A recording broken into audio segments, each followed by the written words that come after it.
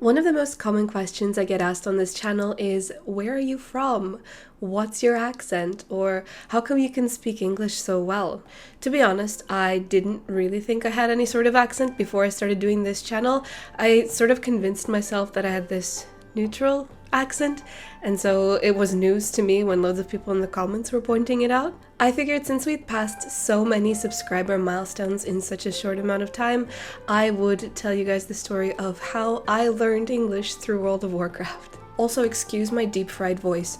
I have a cold and no cure disease potions. I feel like this idea of learning a language through video games is something that a lot of people can relate to, but especially children whose parents immigrated to an English-speaking country when they were young. So this video is the place where I'm going to gather all of you people, and you're all going to be my friends. Before we get started, hi, my name is Angelika, and there was a time where not only could I not read Elder Scrolls, I also couldn't read in English. If you did not know this by now, my native language is Russian. Привет! And for the past 18 years of my life, I've been living in Ireland. I grew up here, did my leaving cert, everything, my whole education in English. I was only 6 years old when my family moved here, and that was about the same time that I started playing World of Warcraft. I was already familiar with the Warcraft universe because of Warcraft 3, and that was one of the first games that I'd actually ever played, so it was fascinating to step into a world where I could enter all of the buildings that I recognized from Warcraft 3, and I could customize a character and be this small part of a bigger story. My first character ever was a night elf druid called Arian,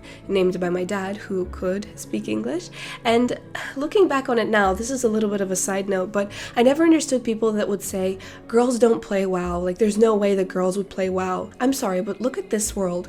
What about this do you think doesn't appeal to little girls? A literal giant purple forest. A lot of my toys that I grew up with actually followed that same color scheme. Like, I couldn't get enough of it, so honestly, I don't see what they're not seeing. I was used to playing games in English by just figuring stuff out without really knowing what I'm doing. It was easy with some games like Quake. I would play this a lot with my little brother.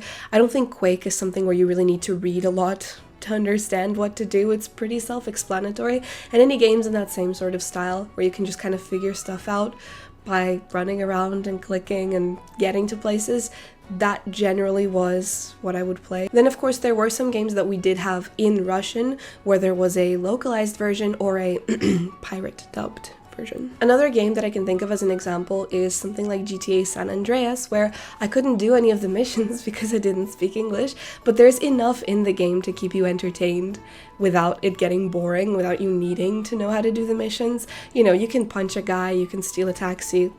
It's great.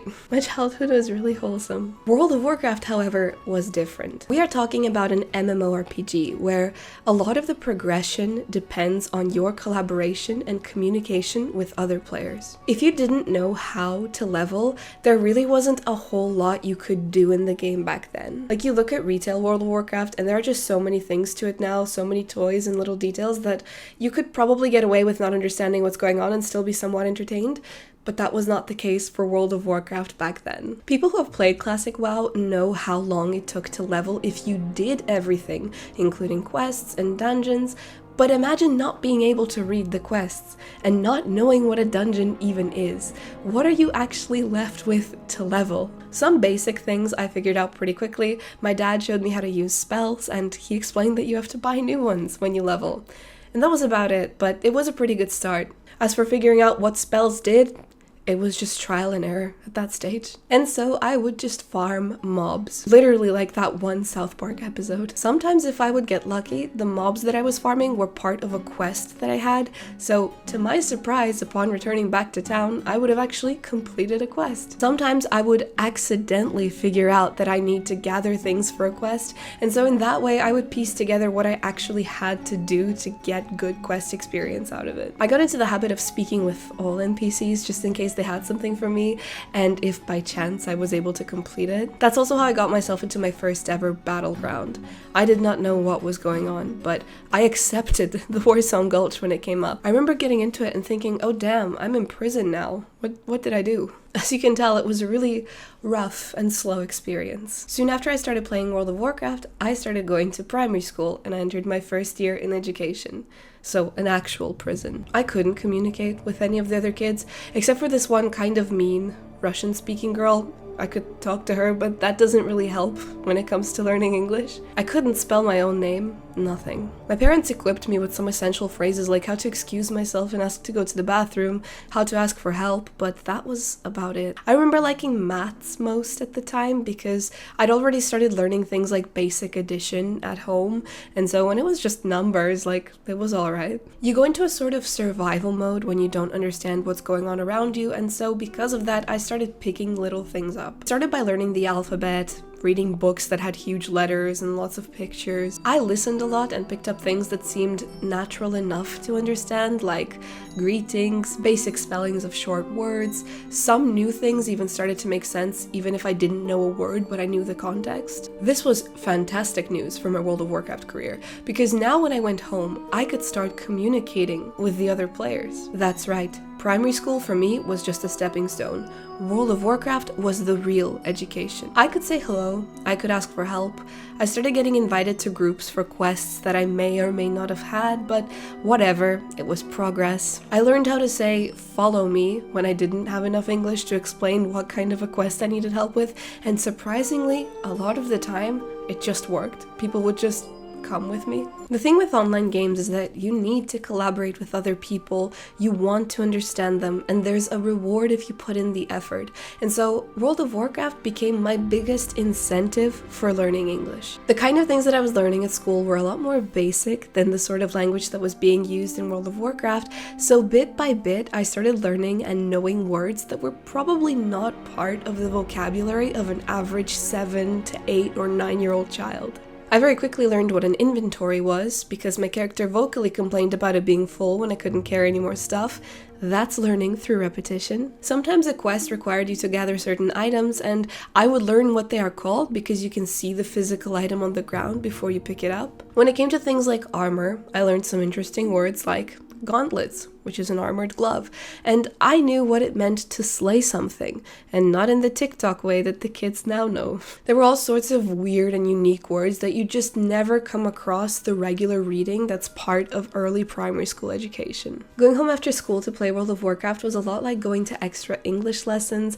I would reinforce all my knowledge, and this helped me to quickly become fluent in the language. Without World of Warcraft, my parents always made me and my brother speak Russian at home, and now I'm so grateful for that, because honestly, if they didn't, I would have lost the language a long time ago. I've met many kids here in Ireland who come from Russian-speaking countries and Russian-speaking homes, but when they moved, they started to speak English at home. Their parents would speak English to them, which I don't think was the most helpful thing ever, because a lot of their parents would speak to them in very broken English, and so these kids would also make a lot of mistakes as a result.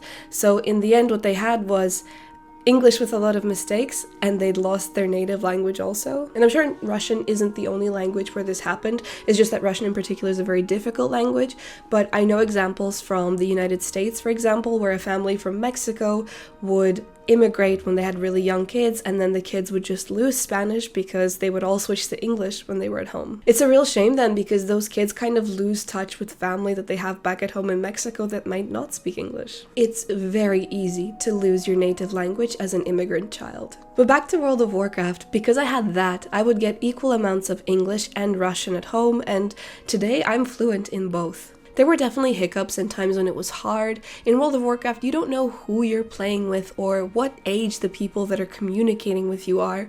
I didn't really join guilds because often the conversations were too complicated for me to understand. There was also the problem of abbreviations, you know, a way to make life simpler for people trying to find a group or go to a particular instance. I was completely lost on the concept of abbreviations. Because of that, I feel like I also missed out on a lot of the content and the quests that I could have been doing. I remember the very first time I did a dungeon, it was Dead Mines. A guy literally asked me, "Wanna go DM?"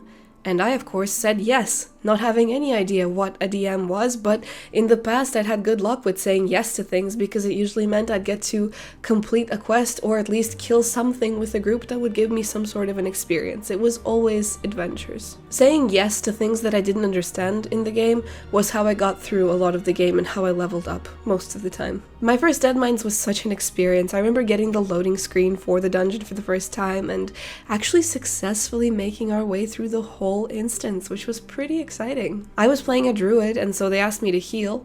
I healed, even without understanding every word. Seeing the health bars go down and knowing that I'm responsible for keeping them up, it wasn't a difficult concept to grasp. I also remember that during my first year of school, I came down with like a really bad cold or flu. It lasted for like a month, and I couldn't go to school that entire time. So while I was at home, I had World of Warcraft to keep up my English. I remember being kind of disappointed that nobody at my school knew what World of Warcraft was, because, you know, being an online game, you can play together, and I thought, oh wow, I can play with people that I know from school. But I guess not everybody's parents are up for paying a monthly subscription for a game. I don't even know if I'm up for that anymore. Although World of Warcraft was the foundation from which I really started to speak English, in later years and through playing other games, I built up a good vocabulary, especially from RPGs where everyone speaks so proper and uses words that, again, are just not common in day-to-day speech, especially for children. Some people will tell you about learning languages through movies and TV series. For me personally, it was all accessible in Russian, so for a long time I didn't even need to watch anything in English. Like even SpongeBob, I watched that in Russian. I got to test my language learning through video games once again many years later when at 19 years old I became fluent in Spanish by playing Fortnite. Esa no te la esperabas, ¿verdad? Going into it, I had some basic Spanish from secondary school, like I could count and I could tell you the months of the year and I could introduce myself, but after 5 years of studying it, I couldn't hold a conversation. I made some friends online and started playing Fortnite in Spanish-speaking lobbies. It was mostly people from South America, and it was the same idea. When you're in a space where you want to understand people and you need to do it to succeed or win a game, you start learning a lot faster. It's like that survival mode that I mentioned earlier. So learning languages through video games is definitely not an experience that's unique to me. It's a story that I've heard from many people from many different countries for all sorts of languages. Let me know in the comments if you've learned any languages through video games, or if, like me, you learned English through World of Warcraft. And that's it. This was a little bit about me. A bit of a shorter video this week because I'm a little bit sick. But I hope you guys enjoyed the video. Be sure to leave any questions that you have in the comments. I'd be happy to clear up any more doubts and possibly do a few more of these story times in the future if that's something that you enjoy. But for now, if you did like the video, please be sure to leave a like and subscribe, and I'll see you guys in the next video. Be seeing you. Bye.